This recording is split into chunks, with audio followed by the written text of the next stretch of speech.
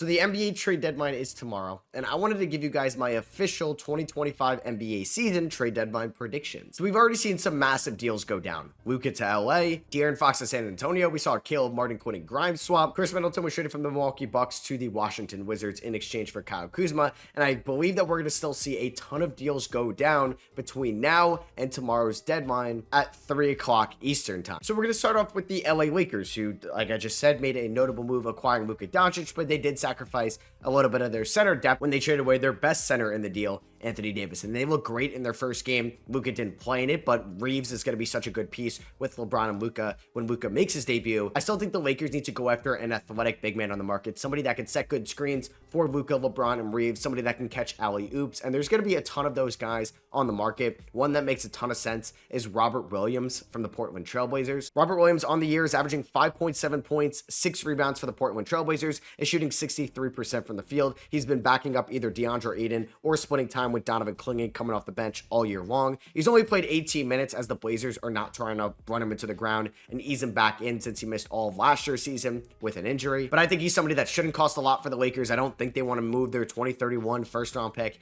at the deadline, and he could go for either matching salary or some second round picks, and the Lakers can easily get this deal done to figure out their center spot with Jackson Hayes and Christian Wood going forward. And honestly, you could put anybody at that center spot. It could be Mitchell Robinson, Yusuf Nurkic, or maybe it's going to be somebody big like Nick Claxton, and I think they'll excel because you're going to have LeBron and Luka commanding so much of the defense's attention. It's going to make their lives so much easier, kind of like Clint Capella, who could make sense for this team when Clint was in Houston with James Harden, or like he's been in Atlanta with Trae Young. So I think Robert Williams would make the most sense for the LA Lakers, but I wouldn't be surprised if it was any of the other names that I just mentioned. I don't know why, but I have a feeling it's gonna happen. There's gonna be a big trade involving the Golden State Warriors, either for Jimmy Butler or Kevin Durant, and I think them going after Kevin Durant makes so much sense just because he's in another tier above Jimmy Butler. He's not that much older than Jimmy, and Kevin Durant is still one of the best offensive talents in the league. He excelled with Steph in 2017, 2018, and 2019 when they were co-stars for each other on those insane Golden State Warriors teams. And KD this year is averaging 27 points, 6 rebounds, and 4 assists. He's shooting 52% from the field and 40% from 3, and is still one of the best offensive talents in the NBA. It's going to take a lot of matching salary to get to Kevin Durant. They're going to have to either move Wiggins or Draymond. They're also going to have to include Jonathan Kuminga, multiple first-round picks, and either Kevon Looney, Gary Payton, or Dennis Schroeder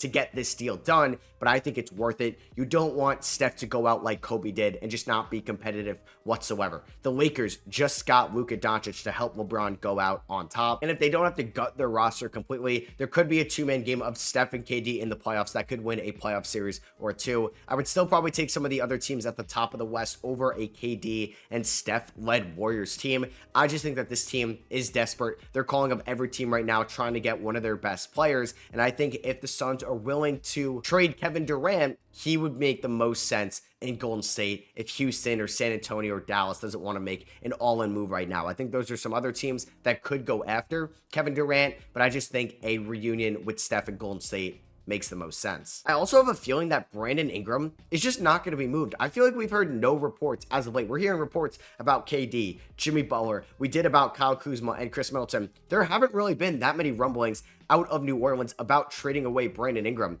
which I think just makes no sense. He's a free agent at the end of the year, and a team like Detroit or Brooklyn could just sign him with their cap space in the offseason, and you would get nothing in return for Brandon Ingram. So I just wonder why the Pelicans aren't being more aggressive trying to shop him right now, because he's a 27-year-old, really good two-way player that was averaging 22 points, 5.5 rebounds, and 5 assists on solid efficiency before suffering that ankle injury. Now, unfortunately for the Pelicans, Ingram isn't going to come back till after the trade deadline, so he didn't really get to maybe showcase his ability to teams that would want to trade for him. But I think the Pelicans are just not going to move Ingram, which I don't think makes any sense whatsoever. And it's looking like there's a better chance that they end up trading away CJ McCollum than Brandon Ingram, which, like I said, I don't get at all. I think you need to recoup some assets for Ingram rather than the off chance you can orchestrate a sign and trade in the off season and he leaves for nothing. And there's a few teams that I think could pull off some mini fire sales. I think the first one has to be the Utah Jazz, one of the worst teams in the NBA this season. The Jazz are 11-37. They have the second worst record, only behind the Washington Wizards, and this team can't trade Lauri Markkanen because they signed him too late in the offseason, although that would have been a very interesting trade piece, and I think he could have gotten traded if there wasn't that restriction. But the Jazz are probably going to trade off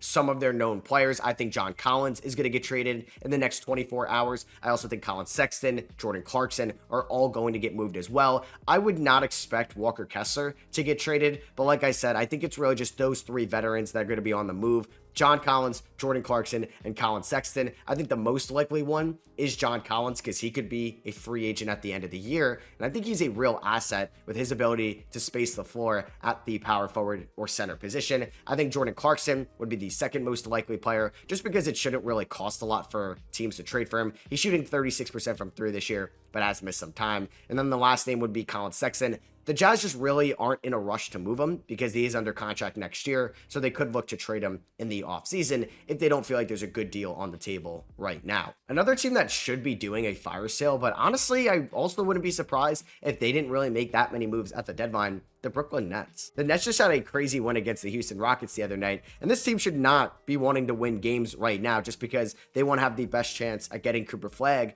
in the 2025 draft. The Nets are 17-33. They have a great trade asset on their team, and that is Cam Johnson. They already moved Dennis Schroeder. They already moved Dorian Finney-Smith. Cam Johnson, while he hasn't been great defensively this year, has been a solid defender in the past. And Cam Johnson is shooting 42% from three, 49% from the field, and is averaging 19 points, 4 rebounds, and 3 assists for the Brooklyn Nets. They could legitimately get back 2 first-round picks, and I heard that they wanted the pick swap from Atlanta's first-rounder this year, and Keldon Johnson in exchange for Cameron Johnson. Now, I'm not sure if that is too much value-wise to get Cam Johnson to San Antonio, but I do think Brooklyn should move him because you're going to get him for 3 playoff runs. He's under contract this year, next year, and in 2027 at a really good price for somebody of his complementary ability. He's just making $22.5 million this year, $20 million next year, and $22.5 million in 2027. I feel like Houston, OKC, and Orlando should all be bidding to get Cam Johnson because those 3 teams have been a little underwhelming with their 3-point shot relative to their expectations and goals in the 2025 playoffs. So I would like to see one of those teams acquire Cam Johnson. I would love Milwaukee to try to get him as well, but they may just not have enough assets to get it done. Another team that I think has to add at the deadline, the Atlanta Hawks. They do not own their first-round pick in the 2025 draft. That goes to the Spurs no matter where the pick is, if it's 1, 15, or 30. And Atlanta just lost Jalen Johnson for the rest of the season. They've not been playing well over the last few weeks at all. And this is a team that is 4 games under 500. They're 9th in the Eastern Conference. You assume that Philadelphia is going to be better in the second half of the year. Atlanta could legitimately miss out or lose in the play-in tournament, and they don't own their first-round pick this year. They have an expiring contract at Clint Capella. They also have the trade asset of Bogdan Bogdanovic. I think Atlanta needs to make a move. I think they should go after somebody like Bruce Brown from Toronto that can help them out defensively. Going back before talking about Brandon Ingram, I think Atlanta would make perfect sense. I thought he was going to be in that DeJounte Murray trade in the offseason when that went down, and you can look to add another wing and then reassess your team down the line if you think Reese Shea, Jalen Johnson, Ingram, and Dyson Daniels can all play together. But Atlanta's got to add something because this would be the worst case scenario. But if they end up losing in the play-in tournament and their pick ends up going from like 10-1 like it did last year or 11-1, and San Antonio has a chance to draft Cooper Flagg, or if it's in the top 4 and they could take Dylan Harper, VJ Edgecombe, or Ace Bailey, Atlanta's never going to let that down. So I think they have to add at the deadline, and they will. And lastly, Jimmy Butler has to be traded, right? Jimmy has been kind of acting like a drama queen over the last few weeks. He said he didn't want to get traded to Sacramento or Memphis. He said that he wouldn't sign an extension with the Golden State Warriors. Come on, Jimmy. There's not going to be that many teams for you out there to get acquired by. And if Golden State can't get Kevin Durant from the Phoenix Suns, I believe they are going to pivot to Jimmy Butler and the Miami Heat, and they're going to acquire Jimmy at this year's trade deadline, even though they may not be able to re-sign him in the offseason. So that is my prediction. If Golden State can't get Kevin Durant, I think they will be the Jimmy Butler team. It's not happening with Phoenix. Unless this is a major 4 or 5 team deal, Kevin Durant goes to Golden State and Jimmy Butler goes to Phoenix because they're not getting Jimmy from Bradley Beal, which is something they wanted to do, but Beal has that no trade clause and he's not waiving it. So the only way I think they get Jimmy Butler is if this is some massive deal and Kevin Durant is going to a different team. So I would say that Jimmy is going to end up either as a Warrior or a Sun. And I think the other domino that could happen in all of this involves Kevin Durant. So that's going to be for me. I hope you guys did enjoy. I would also keep an eye on Milwaukee. They're now under the second apron after the Chris Middleton trade. So I think they could look to make another trade as well. Minnesota might move Julius Randle. I'm keeping an eye on that. And also keeping an eye on the Grizzlies, Nuggets, and Clippers to try to separate themselves into that top tier of Western Conference teams.